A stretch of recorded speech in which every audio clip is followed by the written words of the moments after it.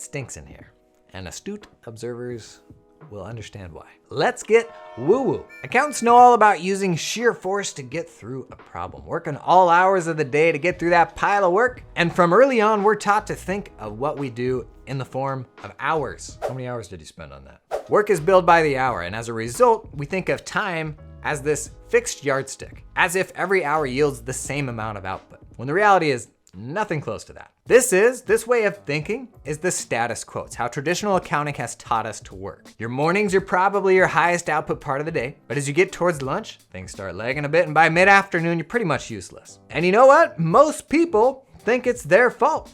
You just need to find your mid-afternoon pick-me-up. You just need to make that 6-pot of coffee or pop that 5-hour energy, because you should definitely sacrifice your health for the financial benefit of your employer. It's what makes a good employee. But it isn't that simple, because once you're into the heat of tax season, your day starts with questioning the meaning of life, and by the end of the workday, you're running on whiteout fumes and Tic Tacs. This is the model we all earned our stripes in, and the greatest among us put up with the suffering. Maybe greatest among us isn't the right way to say that.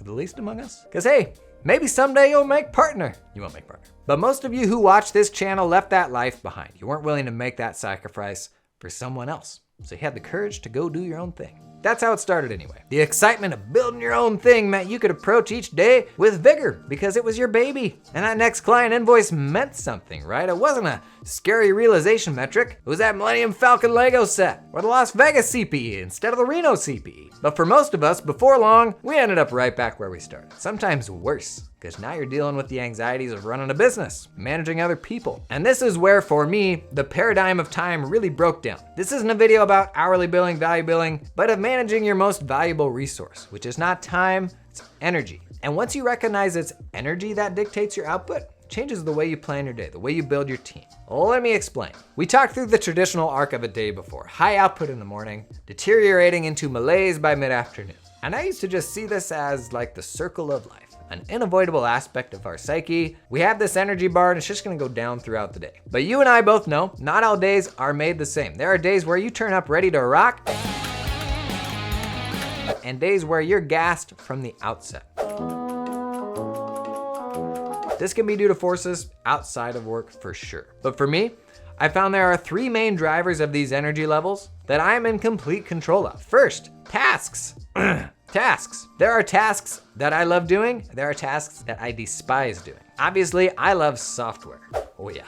Building integrations, talking firm strategy, working with staff to develop growth plans. I love that stuff. I do not enjoy preparing tax returns, technical research, and everyday things like troubleshooting issues with our building. See if this resonates with you. You have that thing you need to do that you're dreading. You know you should do it at the start of the day. But this usually goes one of 2 ways. Either you do it right away at the start of your day, get it out of your way, but at great expense and your energy level takes a hit the rest of the day, or you put it off all day, it's stressing you out, then you're too tired to do it at the end of the day and it hangs over your head for another day. That is me. The tasks you do greatly impact your energy levels. It isn't simply the passage of time, and this is important because when you are intentional about managing energy, you can set more realistic expectations for yourself to better manage it. Now, you can always power through with sheer endurance. I have stayed up all night, several nights in a row before, and sure, you can throw out all this woo-woo stuff and just do it. But what was helpful for me was seeing this concept through the lens of productivity. It's not because you aren't tough enough. It's because managing your energy will simply enable you to do more in less time.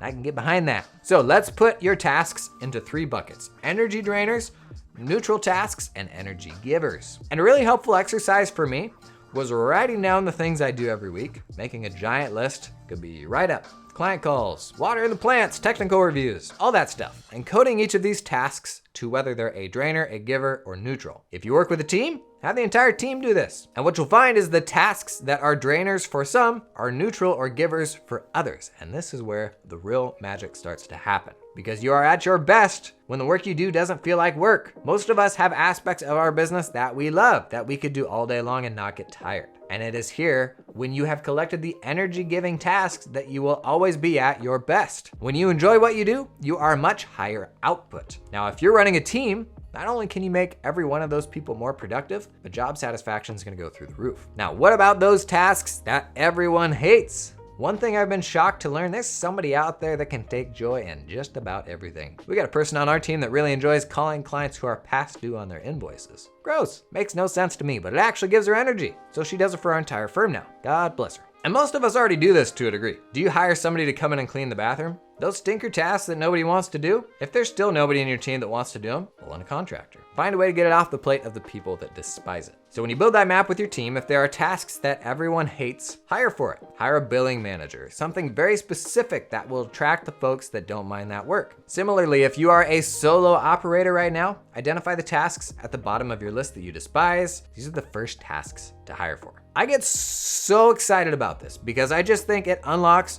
so much for people. Okay, that was tasks, but I've got 2 more drivers of energy management.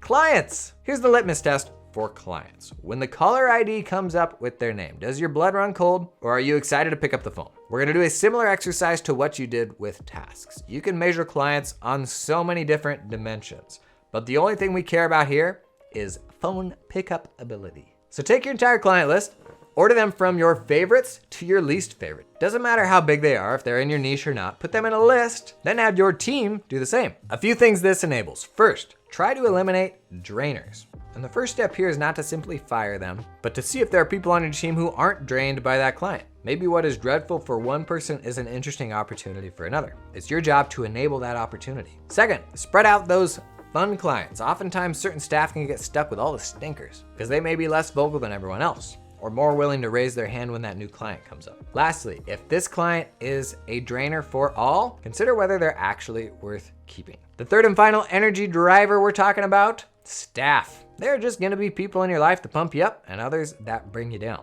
There's that old maxim of never hire someone you wouldn't enjoy having a drink with, and the idea here is it's best to surround yourself with people who energize you. This one's a little stickier in a professional environment, as a Survivor-esque tribal council to vote somebody off the island won't be the best for morale.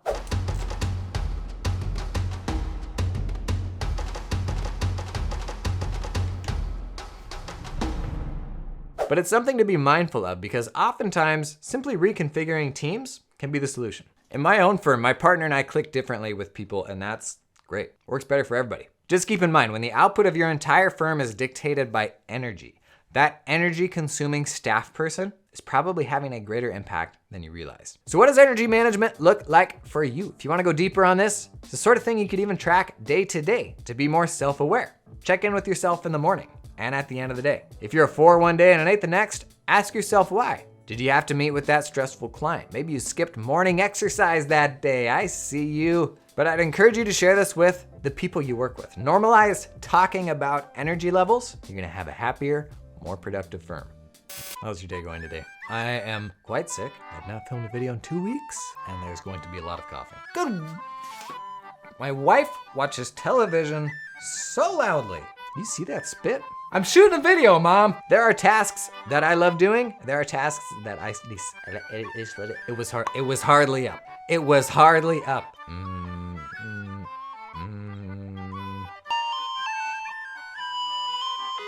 Did you hear the sound my elbow just made?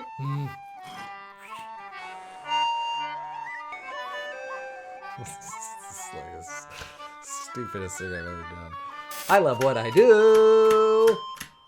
I am so fulfilled. What a day to be an accountant. It's my dream come true.